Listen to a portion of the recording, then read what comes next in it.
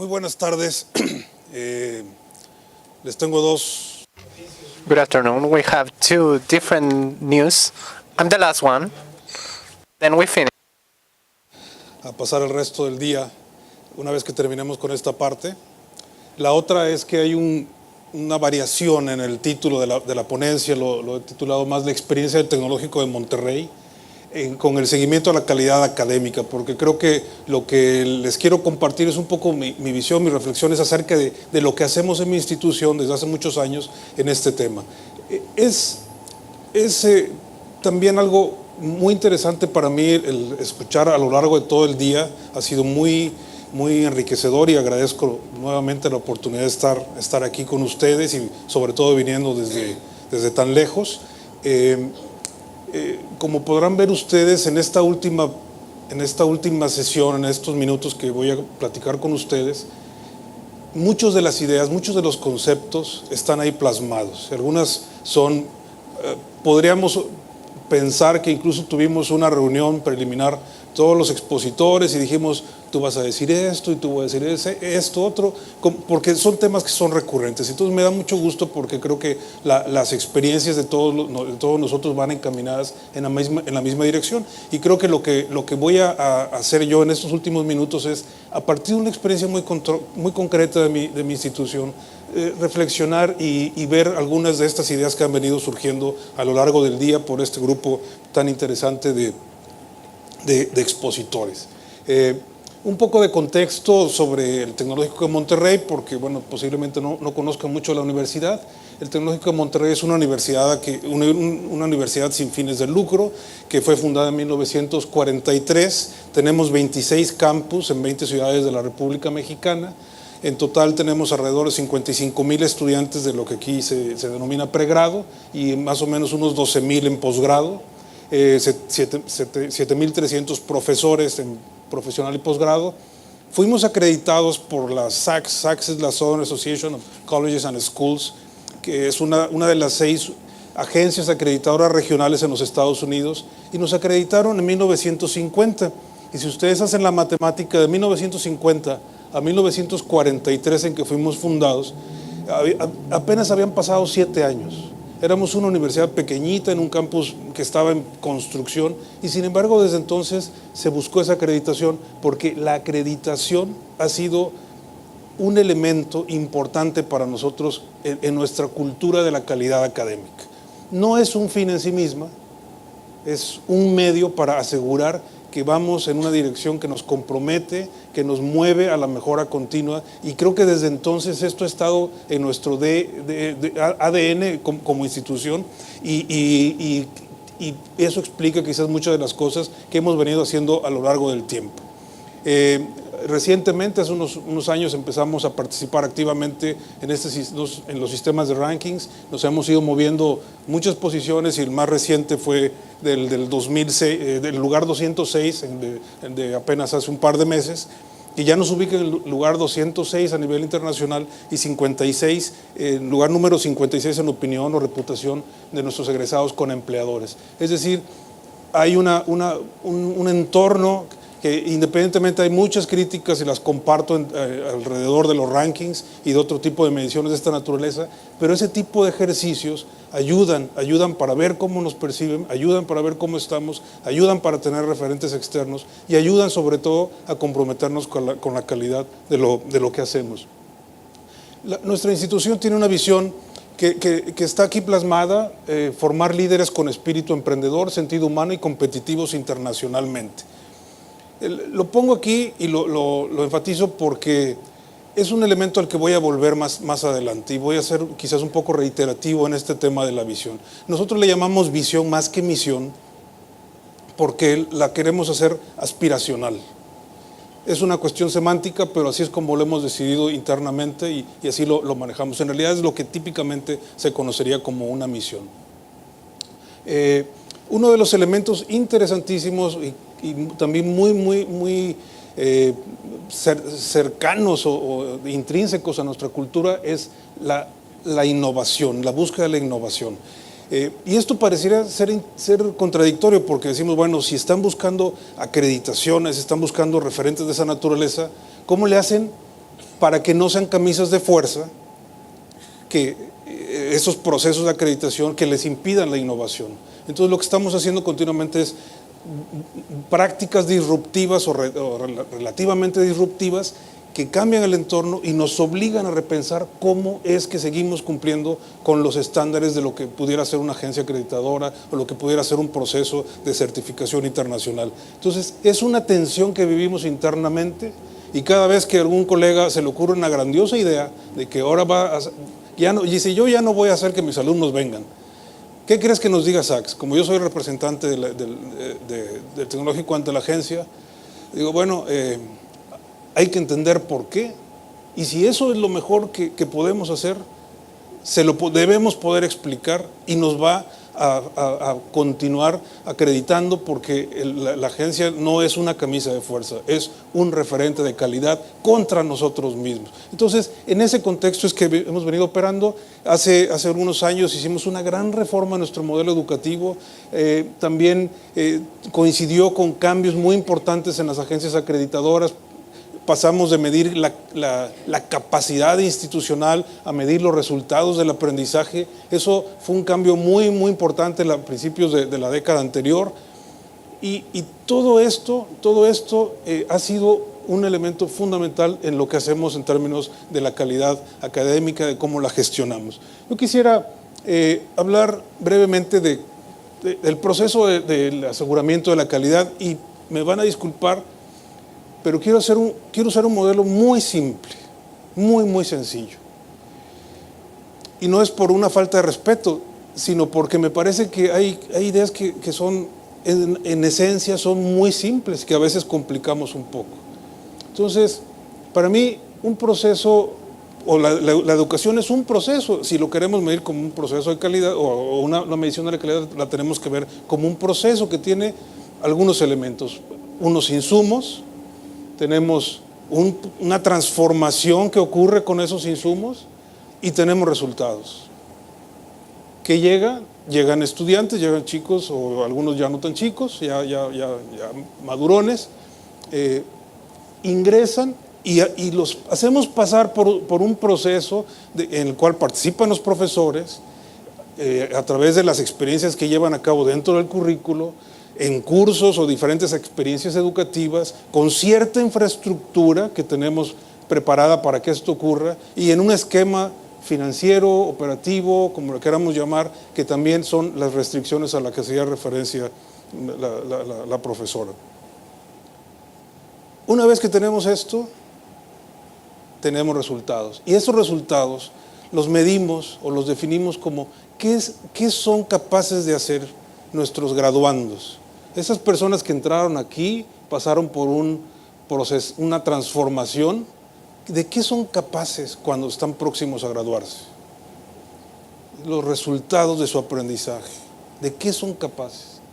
Más aún, una vez que les damos su título, su grado, y salen del contexto de nuestra institución, ¿cuál es su desempeño? ¿Qué es lo que hacen? ¿Cómo les va en términos, por supuesto, de empleabilidad, pero en general en otras contribuciones que pudieran estar haciendo?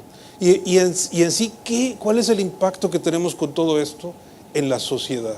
Entonces, es un modelo muy sencillo, muy lógico, me dirán ustedes. Sí, pues tiene mucha lógica.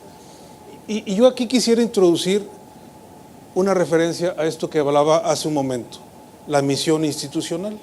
Porque la misión institucional, de repente me parece que no la entendemos del todo bien, o no le damos la importancia que tiene. La misión, desde mi punto de vista, es un eje estratégico.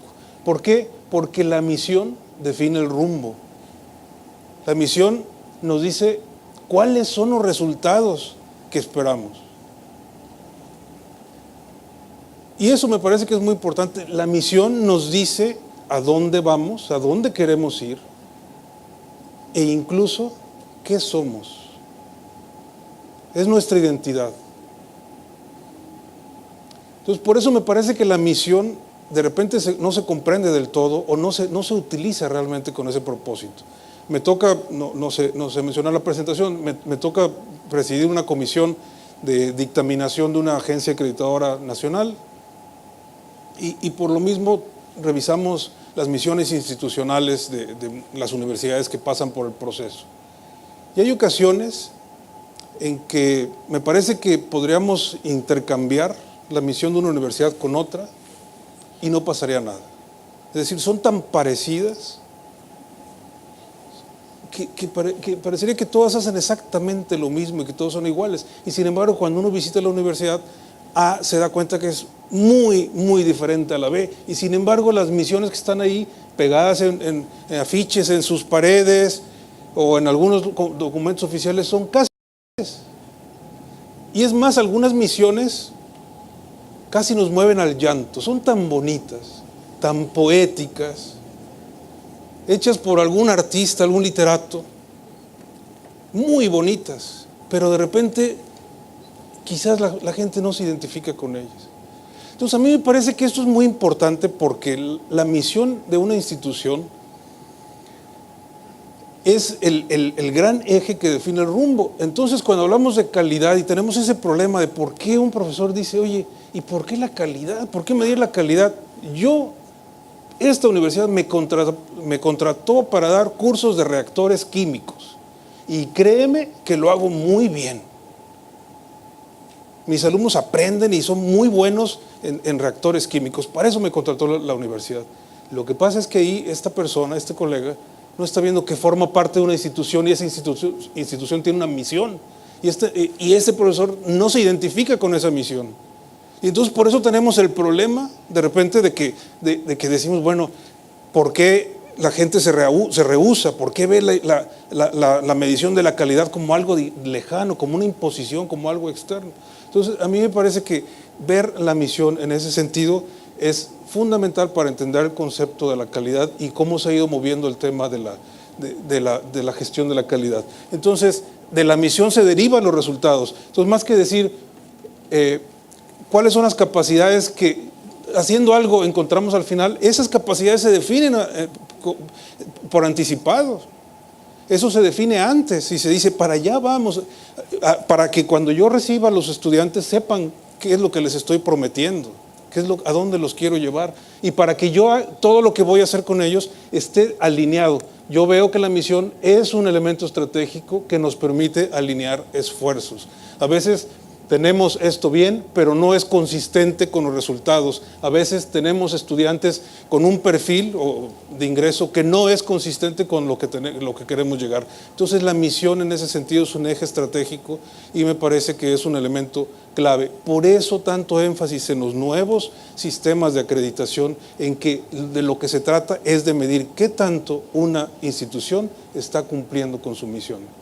Entonces, en ese contexto, yo les diría que, bueno, si hablamos de perspectivas acerca de la calidad, una perspectiva que va de salida, pero todavía sigue vigente, es medir simplemente la capacidad. Entonces, una agencia acreditadora a lo mejor viene y nos dice, a ver, ¿cuántos metros cuadrados tienes? ¿Cuántos salones tienes? ¿Cuántos alumnos por esto? ¿Cuántos libros tienes en la biblioteca dividido entre el número de alumnos y profesores? ¿Cuántos metros de áreas verdes tienes? Y si tienes todo completo, te dice, estás capacitado, tienes toda la capacidad para hacer las cosas que se supone que tienes que hacer, pero el enfoque ha ido cambiando y nos dice, ya no es tan importante ver si tienes la capacidad, sino si estás utilizando esa capacidad para cumplir lo que estás prometiendo, qué es lo que está en tu misión, eso que está ahí es tu compromiso. Entonces, regresando a la misión institucional que tenemos nosotros y mi área como responsable de efectividad institucional es ayudar a la institución a ver si efectivamente estamos formando líderes con espíritu emprendedor, sentido humano y competitivos internacionalmente. Esa es la función y en ese sentido, en ese contexto, es como vemos el tema de la calidad. Estamos cumpliendo eso, realmente estamos formando esos líderes, realmente tienen espíritu emprendedor, realmente tienen sentido humano, realmente son competitivos internacionalmente. Y esa es la función, desde mi punto de vista, de lo que es efectividad institucional. Entonces, como ya se ha mencionado, lo veré muy rápidamente, hay un proceso de planeación, hay una operación, hay una evaluación Y esto de manera cíclica, porque siempre estamos buscando que esta información que se genera para monitorear la operación nos permita detectar qué estamos haciendo bien, qué estamos haciendo más o menos, qué cosas de plano no están saliendo para tomar decisiones y entrar en un nuevo ciclo de planeación. Es un modelo muy sencillo, pero este modelo se tiene que dar. Y a veces nos ocurre que nos quedamos aquí en indicadores y tenemos una abundancia de indicadores y no cerramos el ciclo, que ya se ha mencionado también durante el día de hoy. A veces nos quedamos aquí en la planeación y se hace un esfuerzo, a lo mejor se va un grupo de personas a un retiro, a la playa, muy bonito, una semana, con un facilitador o 3 o 4, hacen ejercicio, llenan las paredes de cosas, sale un plan y se guarda. Y ahí se quedó. Entonces, realmente si queremos que funcione no tiene que ser tan sofisticado, pero sí tiene que dársele seguimiento. Entonces, en un modelo yo veo que hay varios componentes que son muy importantes. La misión, que ya hablé de ello. Un plan estratégico, hace rato el profesor Villalobos hablaba de un plan estratégico, también nosotros tenemos un plan, se llama Plan Estratégico 2020, que establece desde el 2012 hasta el 2020 a dónde queremos llegar como institución. Y son esas grandes iniciativas que nos van a llevar a lo largo de varios años a cumplir nuestra visión. Pero ese plan estratégico se tiene que convertir en un plan operativo de cada una de las unidades e incluso de cada una de las personas. Entonces, por ejemplo, si tenemos nosotros una iniciativa de transformar a nuestro cuerpo docente con un perfil adecuado para lo que vamos a enfrentar en los próximos años, eso implica un compromiso a nivel de la rectoría, un compromiso a nivel de las vicerrectorías, un compromiso a nivel de las escuelas, de las facultades, de los departamentos y por supuesto de cada uno de los profesores. ¿Dónde está? ¿A dónde se tiene que mover?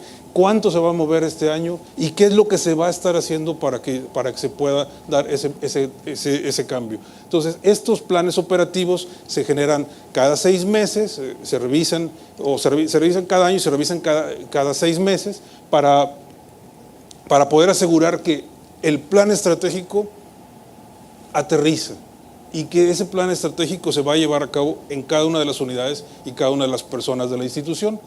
Para ver si vamos bien, tenemos indicadores, que son simplemente las señales de que sí va caminando o no va caminando. Entonces es muy importante convertir a dónde queremos llegar en definiciones operacionales que nos puedan generar un indicador. Por ejemplo, si nosotros queremos aumentar la tasa de eficiencia terminal, un indicador muy importante es nuestra tasa de retención en el primer año. Entonces, si yo quiero moverme en un porcentaje importante de mi eficiencia terminal, pues monitoreo la eficiencia que tengo en el primer año y eso me va a ayudar en esa dirección. Entonces, Ahora ya más recientemente ya no tenemos que esperar un año, tenemos sistemas de indicadores muy parecidos a lo que decía Carl, que de manera inmediata me pueden identificar una persona próxima a desertar, entonces podemos actuar y podemos identificarlo. Entonces, en ese sentido, pero esos son los indicadores.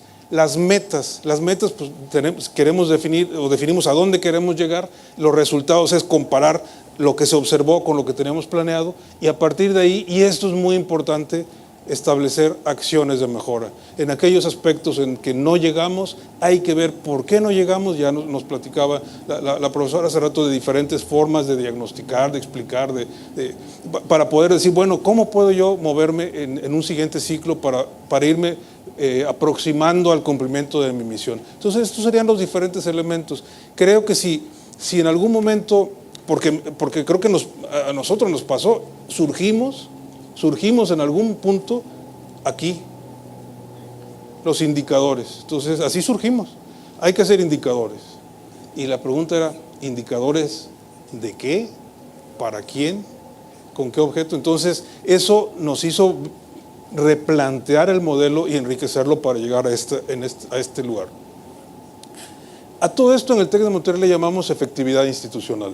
Y efectividad institucional, si yo tuviera que ponerlo así de manera gráfica, lo que hacemos particularmente en mi oficina es un aseguramiento de la calidad académica con un énfasis en el análisis y la mejora continua. Generamos diferentes tipos de productos, indicadores, tableros, análisis, reportes especiales o reportes recurrentes, pero en varios temas. Uno tiene que ver con la selección de alumnos. no necesariamente para discriminar, sino simplemente para asegurarnos que tenemos el perfil de la persona que es apta para el tipo de modelo educativo y para la misión que tenemos como institución. Aquí damos un seguimiento a todas las variables de entrada. Cada vez se van volviendo más, cada vez son más los indicadores y cada vez los modelos a partir de minería de datos son más poderosos y nos ayudan a identificar mejor alumnos con alto potencial y alumnos que tienen riesgo, alumnos que conviene más decirles no te conviene estar aquí en esta institución porque no eres un candidato, no, vas a sufrir mucho aquí con nosotros, pero otros alumnos que podemos generar un plan para poder detectar si llegase a ocurrir una situación de riesgo o bien que pudieran necesitar en algún momento algún tipo de acompañamiento especial. Entonces aquí tenemos desde este primer momento el perfil del alumno que está ingresando, para generar, incluso para diseñar cada una de las generaciones, cómo queremos la composición de nuestras generaciones. Ya una vez que tenemos a los alumnos, todo el proceso de evaluación académica, las pruebas, en México tenemos pruebas nacionales que se aplican para diferentes áreas, pero también tenemos un proceso interno muy importante de evaluación de competencias de egreso, asegurarnos de que eso que definimos como competencias de egreso en cada uno de los programas se está cumpliendo. Entonces, de alumnos pasamos a alumnos ya trabajando en programas y vamos haciendo esa evaluación académica. Tenemos este concepto de las acreditaciones y rankings, que básicamente es tener presentes estándares externos, tener presentes nuestros propios estándares, y créanme que esto se ha ido haciendo un poco más sencillo, porque más que sea el trabajo de decir, ya viene la agencia, el año que entra viene, hay que hacer y armar un grupo y ponerse a buscar y escribir muchos reportes, es simplemente actualizar lo que ya se ha convertido en una operación regular. Entonces, realmente cuando se logra tener un mecanismo muy sólido, muy serio de aseguramiento de la calidad, esto es un proceso muy sencillo. Simplemente juntar, presentarlo, recibir la visita, ser muy amables con ellos, darles de comer bien, permitir que duerman bien, tratarlos muy bien para que estén además contentos, y eso facilita mucho las cosas. Tener ya todo preparado. Y ellos, por supuesto, se dan cuenta.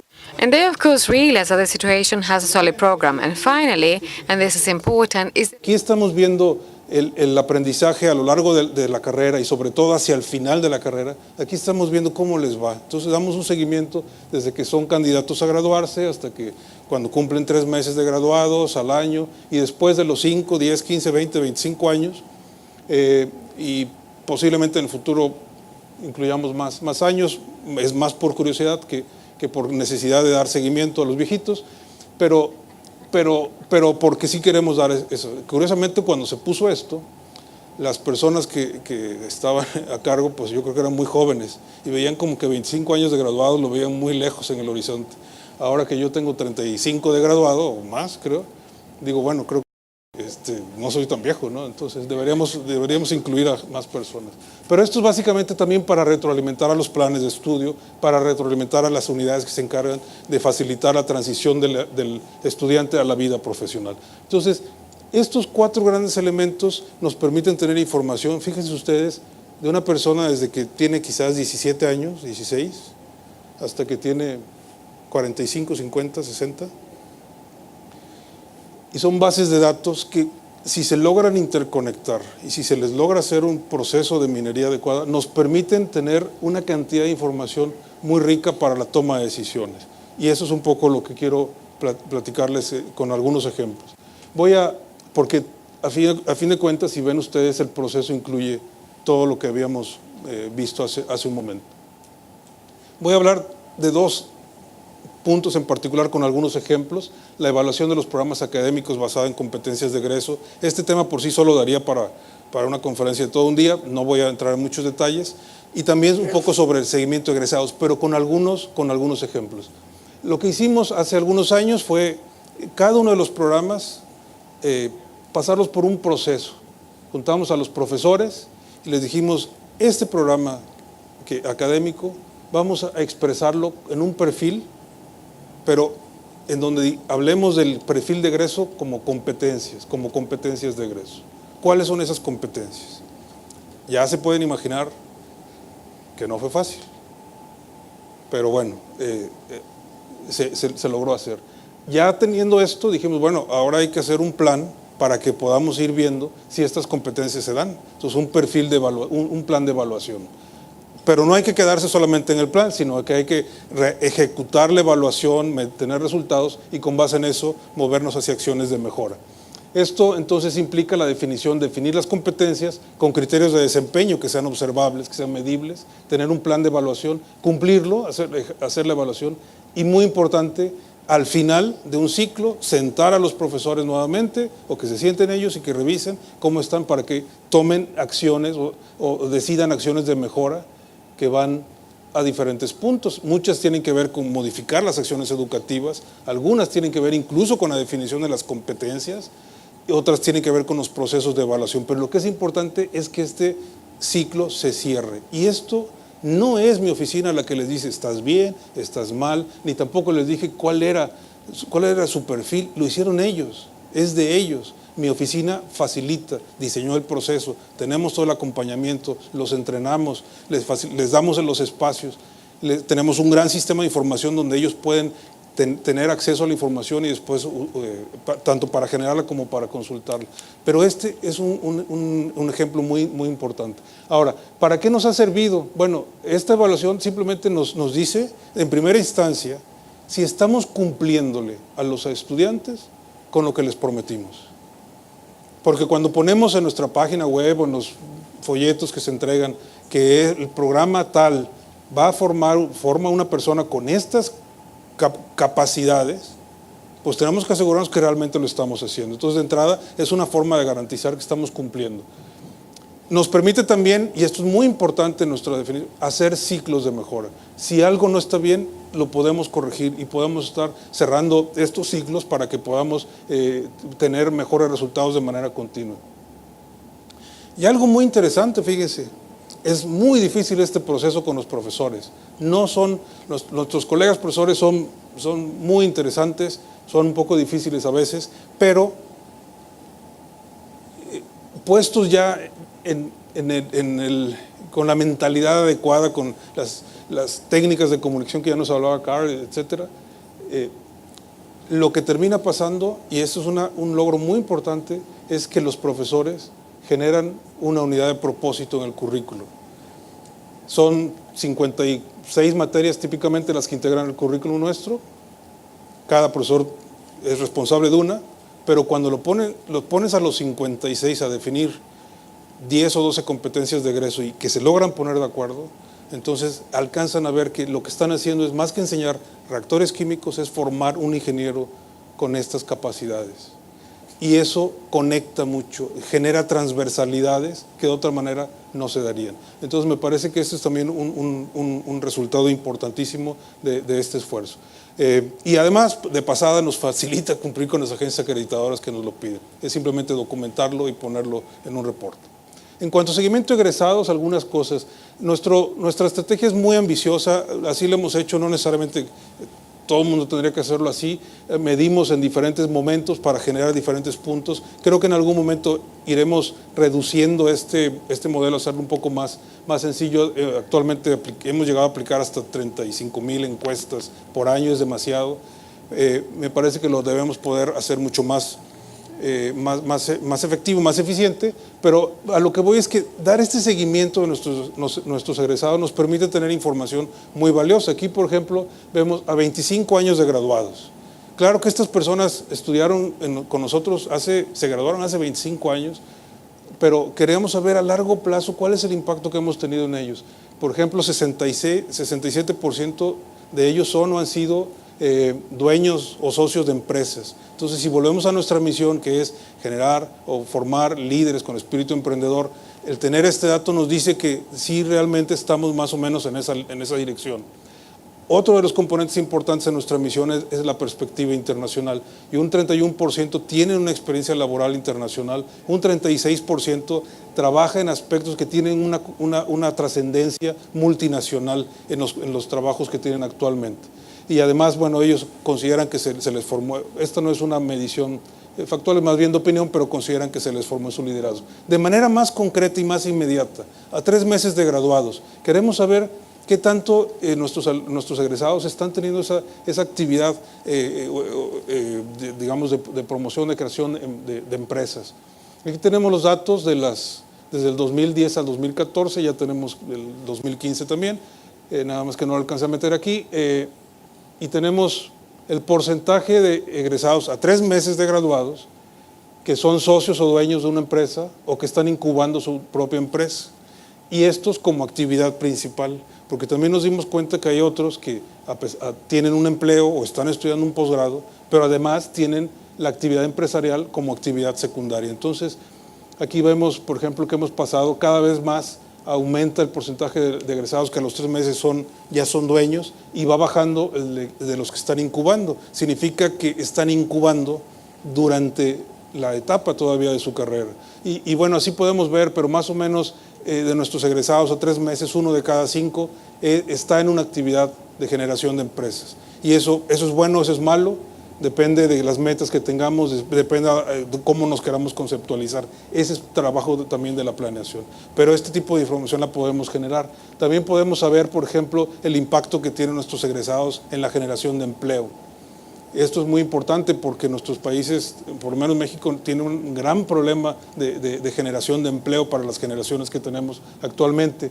Entonces, nada más puntualmente estos egresados que respondieron a la encuesta han generado alrededor de 72,000 empleos. Estas personas aquí como actividad principal y otros 16,000 como actividad secundaria. Entonces, podemos tener mediciones muy, muy puntuales porque tenemos toda esta información. Podemos saber también qué porcentaje continúa con un estudio de posgrado. Hasta ahora más o menos tenemos un 51, 50, 53%, dependiendo las que encuestemos, que estudian un posgrado y podemos saber dónde lo estudian, qué tipo de posgrado, y eso es una retroalimentación también importante para ver qué también nos estamos preparando. Por ejemplo, un 8.5% de los egresados que están en el extranjero están en las universidades que están en el grupo del top 100 de las universidades a nivel internacional. Entonces, es una medición importante de qué también nos estamos preparando.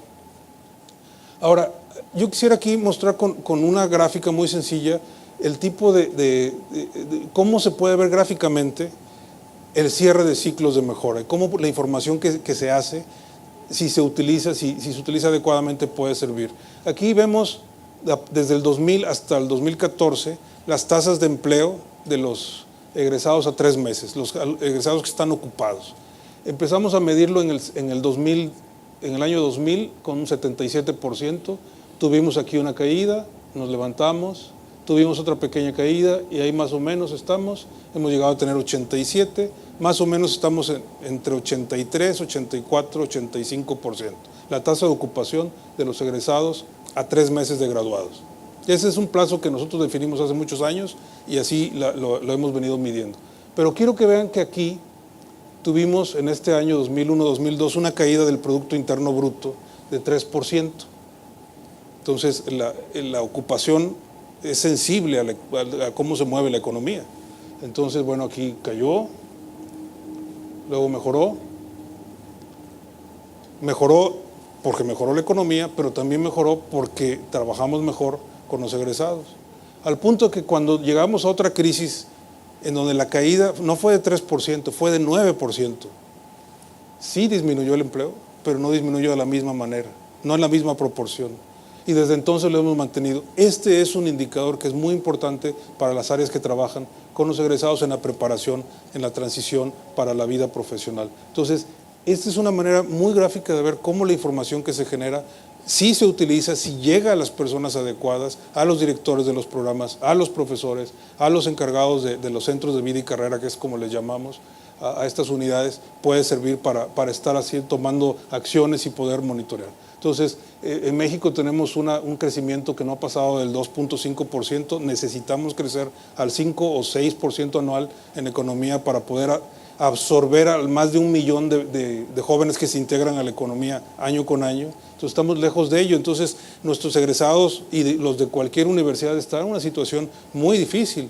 Entonces el poder monitorearlo nos ayuda a prepararlos mejor para que en el caso por lo menos nuestro estén mejor habilitados para poder salir al mercado. algunas reflexiones y que van muy de la mano y muy en la línea de lo que se ha estado platicando el día de hoy. Esto de efectividad institucional, o como se quiera llamar, de la gestión de la calidad, debe ser un programa institucional, no un área o de interés de unas cuantas personas que dijeron, oye, ¿cómo ves si vamos a hacer un poco de efectividad institucional? Esto tiene que ser un programa institucional. El interés debe estar, por la información debe estar al más alto nivel. Y obviamente en cualquier nivel, pero me refiero a que esto debe interesar a la rectoría. Debe haber una vinculación con los procesos, ya lo mencionaba aquí el doctor Villalobos, con los procesos de planeación. Una unidad de efectividad institucional aislada no tiene nada que hacer, porque ¿qué la guía? ¿Cómo retroalimenta? Tiene que estar inmersa. Se requiere un apoyo presupuestal, por supuesto, estas cosas cuestan, no es tan costoso como pudiera parecer, se buscan muchas eficiencias y economías de escala, pero sí cuesta. Se requiere darle estabilidad y continuidad. Se requiere que esto sea un proceso continuo, a largo plazo. Se requiere independencia para resultados. Es una unidad que genera información de todo tipo y se requiere darle esa autonomía para que pueda libremente poder hacer sus estudios y generar los reportes que se requieren. Algo con respecto a la generación de la información, optimizar cómo se genera y cómo se procesa la información. Entonces, aquí es muy importante interconectar los sistemas de gestión de la operación, los sistemas administrativos en general, están llenos de datos que con una arquitectura adecuada permite integrar la información y generar bases de datos que se pueden explotar para diferentes usos de carácter analítico. Se requiere un sólido respaldo tecnológico. Estos sistemas son complejos, son grandes, requieren grandes cantidades en cuanto a capacidad de procesamiento y de almacenaje de información. Esto es muy importante. Si no se tiene este tipo de respaldo, no se puede hacer la minería de datos, no se puede hacer el despliegue de tableros interactivos. Hay tableros que tenemos actualmente en donde un director de un programa puede estar monitoreando día con día a sus alumnos. Todos los días se actualiza. Puede identificar alumnos en riesgo, un alumno que de pronto se perdió del mapa, un alumno que de repente reporta algún comportamiento atípico. Eso se puede hacer, pero se requiere un sólido soporte tecnológico. Y algo que se ha mencionado aquí, se hablaba de la profesionalización, se hablaba de la importancia de tener esto con todo el rigor de la investigación. Yo como pienso acerca del trabajo que hacemos, es que todas estas encuestas, los análisis, deben pasar las pruebas de validez y confiabilidad como si les fuera yo a presentar en un congreso de investigación, donde los pares investigadores me van a cuestionar cada decisión metodológica. Entonces, esto es muy importante porque esa es la profesionalización a la que se referían. Y en ese sentido, como decía Cristian, el tema de investigación institucional, verlo realmente como una investigación institucional, no como meramente la generación de algunas bases de datos para hacer una gráfica. Es una investigación institucional y en ese sentido la profesionalización del equipo es muy importante. Debe evitarse la fascinación por los datos, y esto es muy interesante porque cuando a uno le gusta esto de la información, empieza a encontrar cosas. Entonces de repente, oye, mira, qué bonito está esto, ya viste, y empiezan a salir cosas y unas gráficas interesantísimas, y de repente se puede uno perder ahí. Los datos pueden llegar a fascinar al punto de decir, ya tengo algo interesantísimo, pero hay que acordarse que la información debe servir para tomar decisiones, para ejecutar algunas acciones. Y esa parte se tiene que tener siempre presente. Hay que evitar ahogarse en mares de datos. Conozco oficinas de colegas que están llenas de cajas. Y llegas y ¿qué pasó aquí? No, pues es que ya llegó el cuarto estudio anual de no sé qué. Ah, sí, ¿y por qué está en cajas? No, porque es que todavía no puedo sacar el primero, pero ya estoy viendo a ver si ahora que me jubile ya puedo sacar todo lo demás, ¿verdad? Entonces nos puede pasar, tenemos discos duros de varios terabytes de información, se nos pueden llenar y eso nos termina por ahogar si no nos acordamos que estamos para tomar acciones. Y creo que algo muy importante aquí es esta expresión en inglés, so what. Ya tengo un dato, ya tengo una información, so what. Y a veces el so what no lo tiene uno mismo, lo tiene el usuario. Si uno realmente comprende al rector, al profesor, al director del programa, si uno tiene esa buena comunicación con ellos, ese so what aparece. O no aparece y simplemente se dice, bueno, qué interesante información, pero no pasa de ahí. Finalmente, se debe contar con una muy buena estrategia de comunicación, y ya lo mencionaba Carl, hablaba mucho del concepto de la cultura. Se requiere tener una buena estrategia de comunicación, hay que comunicarse con todo mundo, con la rectoría, con los profesores, con los alumnos, con los egresados, con los empleadores, y esa parte es todo un reto. Es importante diseñar un modelo completo, complejo en sus entrañas, pero fácil de mostrar y de explicar. Es un poco como, yo pienso como en Google. Detrás de Google hay unos algoritmos complejísimos, pero lo que uno tiene en Google es una cajita donde le pone ahí, quiero cenar bien en Santiago, ¿qué me recomiendas? Y aparece. ¿Dónde va y busca? ¿Cómo le hace? ¿Quién sabe? No me pone así, si quieres esto, si te gusta el italiano, no, simplemente es una cajita. Toda la inteligencia está detrás. Entonces me parece que es lo importante de un modelo así, tener bien sencillo la interfaz con el usuario, pero completo y complejo en su diseño para efectos de que sea muy efectivo. Muchas veces se requiere una estrategia para movilizar al cambio, se requiere realmente introducir cosas. Por ejemplo, lo que les mencionaba de mover a nuestros profesores a que expresaran el currículum con base en competencias de egreso, no es una tarea fácil, es un cambio muy importante y se requiere una estrategia de cómo manejar, cómo administrar el cambio. Es mucho de comunicación, es mucho de a quién se invita primero. Siempre todas las instituciones tienen gente que le gusta lo nuevo, y esos hay que invitarlos y traerlos primero. A ellos no les importa si fracasan y quieren andar en lo nuevo. Ellos son los primeros. Entonces requiere una estrategia que de manera inteligente vaya construyendo las cosas. Y finalmente me parece que es fundamental comunicarse con los públicos de interés. No hay nada peor que sepan que hay mucha información y que nadie la conoce y que nadie sabe dónde está. Se requiere tener, porque eso es lo que alimenta y retroalimenta el círculo.